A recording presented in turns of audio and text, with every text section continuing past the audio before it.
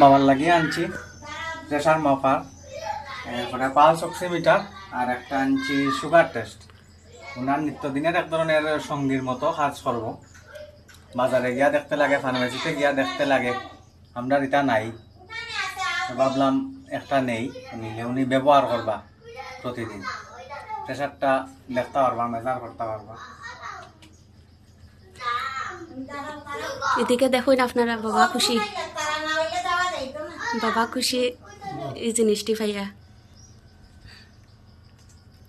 খুব কষ্ট হয় এটি ফার্মেসিত গিয়া তান ইয়ে করতে লাগে, তো এটা লাগিয়া তো আমরা কই না গড় সুবিধা করিয়া দেওয়া দরকার। এই যে